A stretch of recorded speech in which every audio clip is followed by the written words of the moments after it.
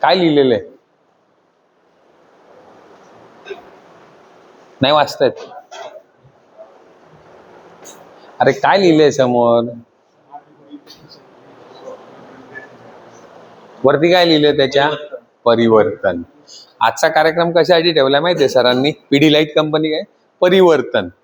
परिवर्तन शब्द कळतो ना तुम्हाला? परिवर्तन म्हणजे काय? आपल्यामध्ये बदल करणे. बदल काय करतो? बदल झाल्यामुळे काय होतो? फायदा होतो का? होतो की नाही? 100% होतो. आता मला माहितीये का, मला फोन आला एखाद्या गिरायकाचा, तर मी काय म्हणायचो? हा बोला साहेब. मला एका सरांसारख्या व्यक्तीने काय सांगितलं की अहो तुम्ही असं गिरायकाचा फोन असेल ना तर त्याला म्हणा साहेब मी तुम्हाला काय मदत करू. काय सांगितलं? मी तुम्हाला काय मदत करू. समजा समोरनं बोलला एखादा जण की गो मी असा असा जाधव बोलतोय, आमच्या कंपनीत प्लंबिंगचं काम करायचंय, माझा प्लंबिंगचा व्यवसाय म्हणून जातो. मी काय म्हटलं त्याला? बरं बरं. आणि त्याच्याऐवजी जर मी म्हटलं की बोला साहेब मी तुम्हाला काय मदत करू, काय फरक आहे? कुठल्या वाक्य चांगलं वाटतं? कुठलं वाक्य चांगलं वाटतं? बोला साहेब मी काय मदत करू. बरोबर आहे की नाही? त्याला काय वाटतो? आपलेपणा वाटतो. मग हे काय केलं मी? परिवर्तन केलं ना माझ्या बोलण्यामध्ये. तसं सरांनी सांगितलं तुम्हाला, योगेश पाटील सरांनी, की तुमच्यामध्ये परिवर्तन करायचंय, तुम्हाला बदल करायचा आहे. आणि जेव्हा तुम्ही बदल कराल तेव्हाच काय होईल तुमची? काय होईल? प्रगती होईल. बरोबर आहे ना? बदल केल्याशिवाय प्रगती होईल का? नाही. तुम्हाला परिवर्तन म्हणजे गाव सोडावं लागेल ना. गाव सोडावं लागेल. उदाहरणार्थ गावामध्ये जर परिवर्तन केलं, मोठ्या शहरात गेले, मोठी कामं केली तर मोठे पैसे मिळतील. म्हणजे काय? सगळ्याचा बेस काय आहे? परिवर्तन हा सगळ्याचा बेस आहे. म्हणून आपल्या ट्रेनिंगला आजच्या नाव काय ठेवलं आपण? परिवर्तन ठेवलेलं आहे. ही थोडक्यात माझी माहिती आहे. माझी 3री पिढी आहे प्लंबिंग व्यवसायामध्ये. आलं का लक्षात? म्हणजे काय आहे की मला स्वतःला आता 32 वर्ष झाली. 1940 साली माझ्या आजोबांनी व्यवसाय चालू केला होता.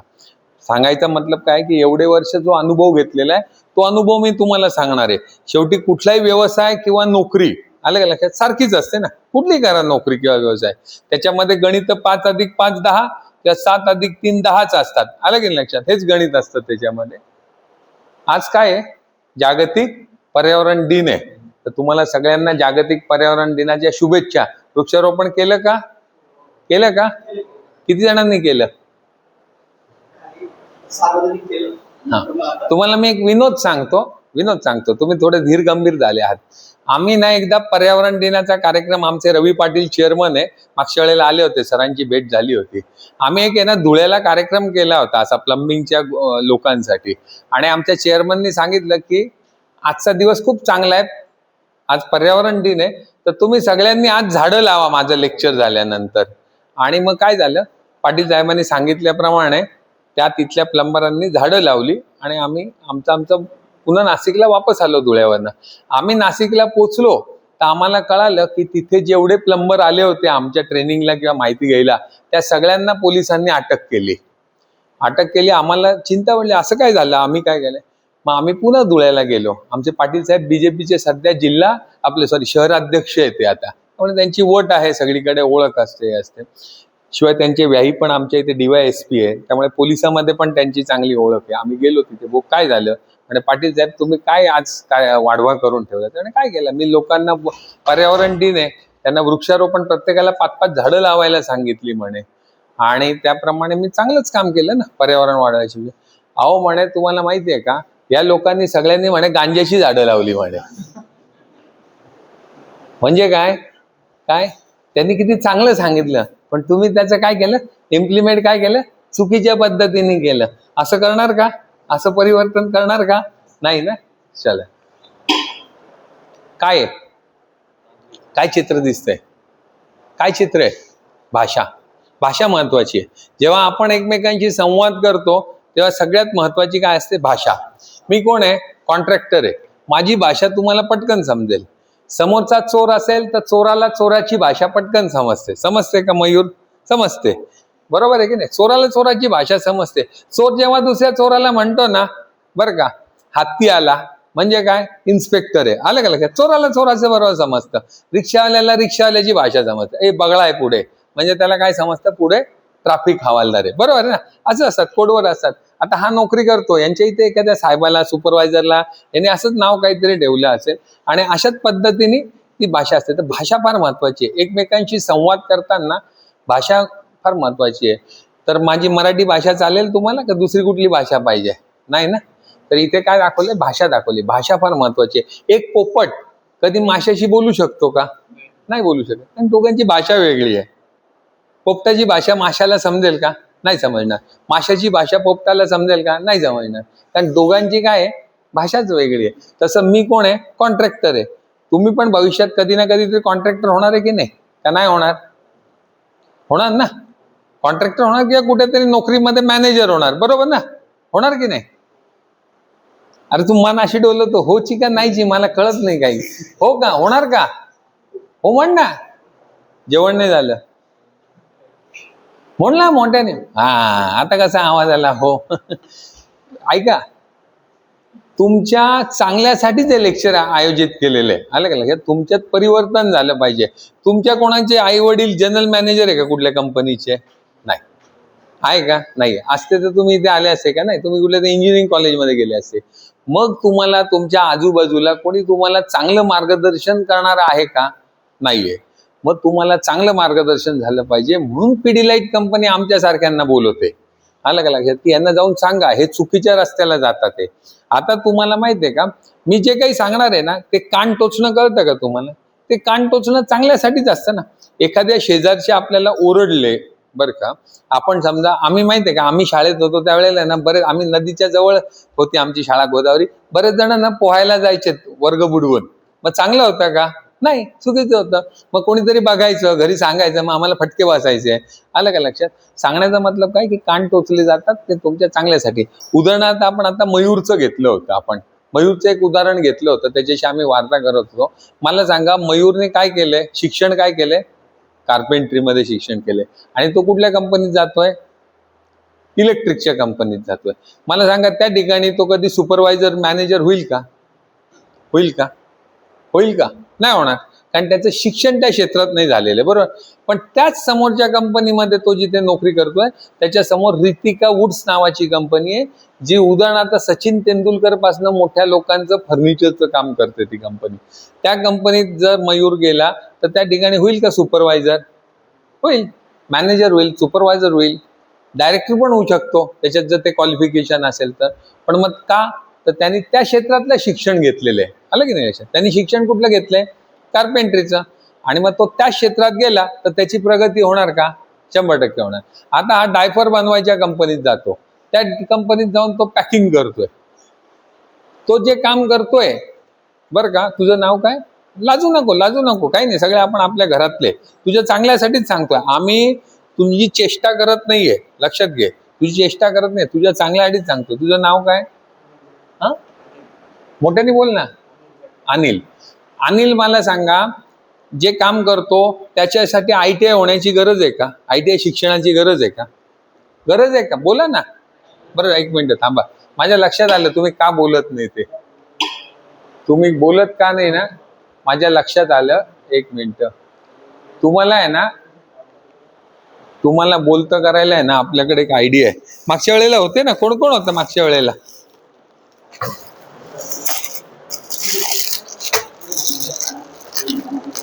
आता बोलाल का? आता बोलाल? हा, आता बोलाल का? हे बघा, तुम्ही बोलले ना, मी चॉकलेट देईन. हा, आणि ज्याच्याकडे जास्त चॉकलेट असतील त्याला मी गोल्ड मेडल देईन.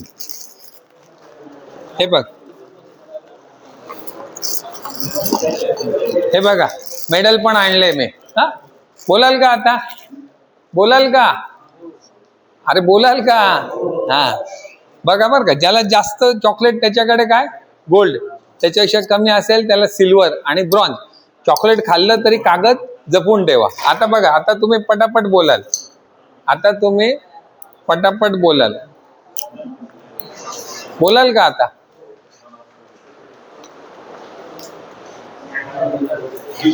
मला सांगा, मला सांगा, अनिलनी जे शिक्षण घेतलंय ते शिक्षण आणि आता तो जी नोकरी करतोय याचा काही संबंध आहे का? दुरान्वय काही संबंध आहे का? नाही.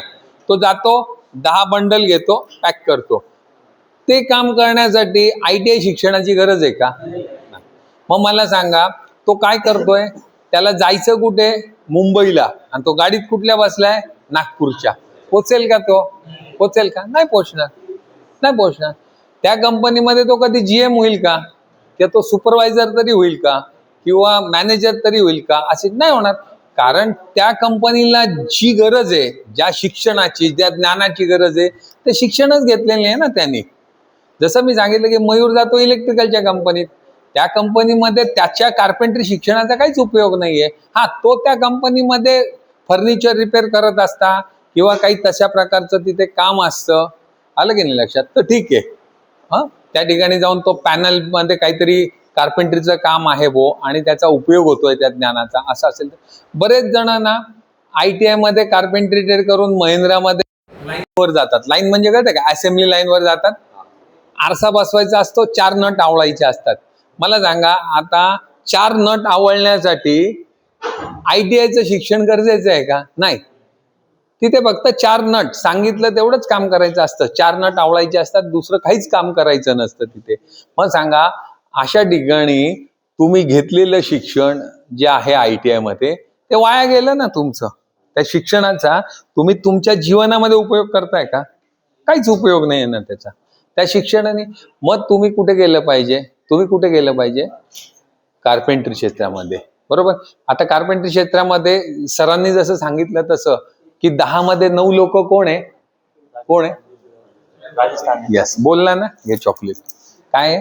हात वर करून बोलायचं. काय याने काय सांगितलं? कोण आहे? हा, कोण आहे? राजस्थानी आणि UPचे लोक आहे. माझं जिथे गोडाऊन आहे, बरं का, माझं जिथे गोडाऊन आहे त्याच्या शेजारी सीताराम जांगीड म्हणून आहे. कार्पेंट्रीचा व्यवसाय. तो स्कॉर्पिओ गाडीतनं येतो. स्कॉर्पिओ गाडीतनं येतो. सीताराम जांगीड कुठला? राजस्थानचा. राजस्थान जांगीड म्हणजे तो साधारणतः ना हरियाणा आणि राजस्थानची जिथे सीमा मिळते ना, त्या भागामधला आहे. जांगीड आडनावावरनं तो राजस्थान आणि हरियाणाची जिथे सीमा मिळते, झुंझुनू बिंजुनू गाव आहे, त्या बाजूचा असेल तो. म्हणजे इथून 1,500 किलोमीटर लांब तो नाशिकमध्ये आला. नाशिकमध्ये काम करून तो स्कॉर्पिओ गाडी घेऊन फिरतोय आणि तो कार्पेंट्रीचा कॉन्ट्रॅक्टर झाला. त्याचं काय ITI शिक्षण झालंय का? नाही झालंय. मग सांगा, मयूर सारखा, अनिल सारखा, ह्याच्यासारखा ITI शिक्षण घेतलेला माणूस तिथपर्यंत नाही पोहोचू शकत. पोहोचू शकतो का? हात किती जणांना वाटतं पोहोचू शकतो? सगळ्यांना वाटतं, बरोबर ना. सगळ्यांना वाटतं पोहोचू शकतो. मग कमी कुठे पडतो आपण? हो सर, आलं का? लाईट आलं का? चालू. कमी कुठे पडतो आपण? कमी कुठे पडतो? तुम्हाला माहिती आहे का, त्या जांगीडला 6 हात आहे, बरोबर ना. तो सीताराम जांगीडला, बरोबर ना. 4 डोळे का 5 डोळे? बरोबर. काय 2च डोळे आहे ना. तुझं नाव काय? हा, काय काय?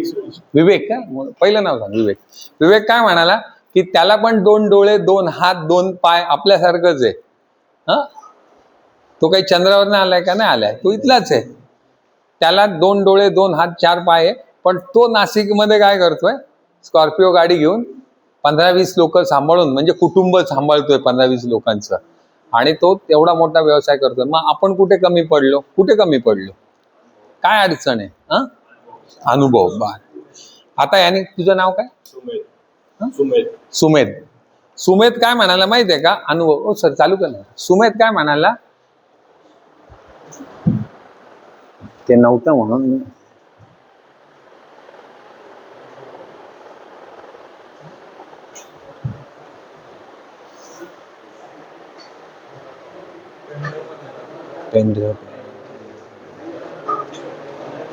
त्या मॅडमला बोलू. कधी पण आहे ना, कुठल्याही ट्रेनिंगला जाल ना, तर त्याचे नियम असतात का? नियम असतात. नियमाशिवाय माहिती आहे का, कुठल्याही देशाचा पण विकास होऊ शकत नाही, कुठल्या संस्थेचा पण विकास होऊ शकत नाही, कुठल्याही कंपनीचाही विकास होऊ शकत नाही. मयूर आता ज्या कंपनीत जातो तिथे माहिती आहे का, वेळ ठरलेली आहे. त्याची 7ची ड्युटी असेल तर त्याला महिन्यात 3 वेळा उशीर यायला परवानगी आहे, बरोबर ना मयूर. त्याच्यापेक्षा उशीर झाला तर चालतो का? नाही, हाफ डे लावतात. तर कुठे पण आहे ना, शिस्त पाहिजे. शिस्त नसेल तर देशाचाही विकास होत नाही, स्वतःचाही होत नाही, गावाचा होत नाही, कुठल्या संस्थेचा पण होत नाही. तर कुठल्या पण ट्रेनिंगला जाल ना, तर पेन आणि कागद जरूर घेऊन जात जा. तुम्ही कसे आलेले? आसाराम बापूचं कीर्तन ऐकायला आले, बरोबर ना. तेव्हा नारायण बापूचं कीर्तन ऐकायला आले तुम्ही. त्या कीर्तनामध्ये कसं, कीर्तनाला कोणी डायरी पेन घेऊन जातं का? डायरी पेन घेऊन जातं का कीर्तनाला? कोणी बघितलंय का? कीर्तनाला पेन आणि वही घेऊन गेले, ते बुवा किंवा महाराज जे काय सांगतात त्याचं टिप्पण केलं आणि त्याचा उपयोग केला, आहे का नाही. पण जेव्हा ट्रेनिंगमध्ये ना काही गोष्टी आम्ही सांगतो त्या तुम्ही जर लिहिलेल्या असतील ना तर कोणाच्या उपयोगाचं आहे? यस, तुझं नाव काय? चेतन ना, व्हेरी गुड. तर चेतनने काय सांगितलं की असं लिहून घेतलं तर आपल्या उपयोगाचं आहे. कारण आपण एखादी गोष्ट लिहितो तेव्हा काय होतं, आपला कनेक्ट डायरेक्ट मेंदूशी असतो. एखादी गोष्ट मी जर तुम्हाला सांगितली किंवा ह्या पिढीलाईटच्या सरांनी तुम्हाला जर सांगितली, मगाशी तुम्हाला फेविकॉल बद्दल सांगितलं, त्यांनी जे सांगितलं की काय स्प्रे करायचा आणि चिटकायचा, ज्या वेळेला वेगवान काम करायचं असतं तर तुम्ही हात असाल वर ठेवू शकत नाही जास्त वेळ, तर त्यांनी काय सांगितलं की तो स्प्रे मारायचा आणि तुम्ही तो सनमायका चिटकवायचा. हे त्यांनी सांगितलं, हे तुम्ही ऐकलं, लिहिलं आणि प्रत्यक्ष साईटवरती त्याचा उपयोग केला तर मला सांगा कायमचं तुमच्या जन्मभर लक्षात राहील का? ते 100% राहणार. मग तुम्ही लिहूनच नाही घेतलं तर त्याचा उपयोग नाही ना. ते आपण कीर्तनाला आलो असं होतं, कीर्तन प्रवचनाला कोणी कागद पेन घेऊन जात नाही. तर याच्या पुढे कुठल्याही ट्रेनिंगला जाल ना तर लक्षात ठेवा, आपल्याकडे आपली डायरी आणि पेन असला पाहिजे. जे काही सांगतोय समोरचा माणूस ते नोट करणं फार गरजेचं आहे. कारण माहितीये का, एखादी गोष्ट मी सांगितली तर ती किती वेळ लक्षात राहील? अंदाज लावा, किती वेळ लक्षात राहील? तुझं नाव काय? श्रीकांत. मी तुला जर एखादी गोष्ट सांगितली किंवा तुमचे सर सांगतात, ती तुमच्या किती वेळ लक्षात राहते? 1 दिवस, बरोबर, जास्तीत जास्त. कुठे सरांना नाशिकला जायचं, त्यांच्याकडून सर्टिफिकेट घेऊ मग आपलं काय काय. तर कधी पण काय होतं, याने काय सांगितलं, 1 दिवस, 1 आठवडा किंवा जास्तीत जास्त 1 वर्ष आपल्या लक्षात राहतं. त्याच्यानंतर आपल्याला विसरायला होतं. तुम्हाला माहितीये का, मी 35 वर्षापूर्वी किंवा 40 वर्षापूर्वी 10वी जेव्हा झालो, त्या शिक्षकांनी मला जे काय सांगितलं आज लक्षात आहे का माझ्या? नाहीये लक्षात. शेवटी काय, स्मरणाला मर्यादा असते, डोक्याला मर्यादा असते. आलं की नाही लक्षात? त्यामुळे कुठल्याही ट्रेनिंगला जाल तर ते नोटिंग करायचं लक्षात ठेवा. तुम्हाला माहितीये का, आमच्याकडे ना सक्तीने, आमच्या कंपनीमध्ये सक्तीने माझ्या माणसाला माहितीये का, खिशामध्ये डायरी पेन पाहिजे, मापं काढली ना लिहिली गेलीच पाहिजे, हा नियम आहे आमच्याकडे, बरं का. लक्षात ठेवू. मग काय होतं, 12 इंचाचा चुकून 12 सेंटीमीटर होतं. मला सांगा, तुम्ही जर असं केलं तर माझ्या प्लंबिंग मध्ये पाईप आणि तुमच्या कार्पेंट्रीमध्ये प्लाय वाया जाईल का? नुकसान होईल का? होणार ना. गिराईकाचं असे ना किंवा मालकाचं असे ना, कोणाचं ना कोणाचं नुकसान होईल. तर लिहिण्याची सवय लावा. मोबाईल कामाच्या ठिकाणी वापरू नका आणि ट्रेनिंगच्या ठिकाणी वापरू नका. लोकांना सध्या माहितीये का, मोबाईलचं खूप मोठं व्यसन लागलेलं आहे. लागलंय का? लागले. लोकांना माहितीये का, कळतच नाही. वाचन तर लोक विसरलेलेच आहे. त्या सरांनी पुस्तकं दिली, किती जणांनी वाचली तुमच्यापैकी? दिली ना हो सर? किती जणांनी वाचली? हात वर करा, मी 2 चॉकलेट देतो. सरांनी माहितीये 10,000 रुपयाची पुस्तकं दिली. किती किती दिली? 10,000 रुपयाची पुस्तकं ITI ला दिली. 10,000 रुपये कमवायला मयूरला माहितीये का 1 महिना काम करावं लागतं, बरोबर ना मयूर? मग ते सांगा, एवढ्या मोठ्या रकमेची पुस्तकं दिली, ती वाचलीच नाही. किती जणांनी वाचली नाही? वाचली का बरं नाही? वाचता येत नाही? काही इच्छा नाही? मला सांगा, ती वाचली असती तर हे जे विद्यार्थी यांच्यामध्ये फरक पडेल का? 100%. वाचनाने ना, तुम्हाला माहितीये का, मी कायम ही गोष्ट सांगतो, इथे एक व्यक्तीचा फोटो आहे बघा, कोण आहेत ते? त्यांनी काय सांगितलं वाचनाबद्दल? शिका, संघटित व्हा, ते नंतर सांगितलं. त्यांनी महत्वाचं काय सांगितलं माहितीये का, डॉक्टर बाबासाहेब आंबेडकरांनी, की तुम्हाला जर 2 रुपये मिळाले, किती? 2 रुपये मिळाले तर 1 रुपयाचं अन्न घ्या, कारण जीव आहे, आणि 1 रुपयाची पुस्तकं घ्या. वेडे होते का ते सांगणारे? ज्या माणसाने संविधान लिहिलं तो माणूस काय सांगतो की 2 रुपये मिळाले तर 1 रुपयाची पुस्तकं घ्या आणि 1 रुपयाचं अन्न घ्या. मग तुम्हाला जर पिढीलाईटने पुस्तकं दिली तर ती सरस्वती पूजनासाठी दिली का? वाचा ना, तुम्ही वाचा ना. खूप चांगली पुस्तक आहे, मी वरवर ती बघितली. पुस्तक वाचलं ना तर तुमचे माहितीये का, विचार, प्रलब्ध विचार होतात तुमचे. रील बघून काही फायदा आहे का? मला सांगा, रील बघून काही फायदा आहे का? किती उपयोगी असतं त्याच्यामधलं, रील मधलं. तुम्हाला माहितीये का, रील मध्ये ना 50% तर फेक असतं. किती लोक मला पाठवतात, असं प्रेशर वाढेल का? अरे म्हटलं, तुम्ही विज्ञान शिकता की नाही? कुठली बाह्य शक्ती लागल्याशिवाय असं पाण्याचं प्रेशर वाढत नाही. कोणीतरी आहे ना खोटा रील बनवलेला असतो, पाईपाला पाण्याची बाटली लावतात आणि प्रेशर वाढलेलं दाखवतात. मला इतक्या लोकांचे ते व्हॉट्सअपवरती मेसेज येतात ना, का असं होईल का? मग मी त्यांना सांगतो, विज्ञान शिकता की नाही तुम्ही? असं झालं असतं तर पंपाच्या कंपन्या बंद पडल्या असत्या नाही. तुमच्या इथे मोठी KSB पंप कंपनी आहे का? आज कमीत कमी 800 लोकांना रोजगार देते. ती कंपनी बंद झाली असती ना, पाण्याच्या बाटल्यात लावल्या असत्या ना लोकांनी, बरोबर आहे की नाही? तर हे रील बघण्यामध्ये तुमचा काही फायदा नाही, घ्यायचंय तुम्ही. आपण आहे ना एक 5 मिनिटं थांबूया.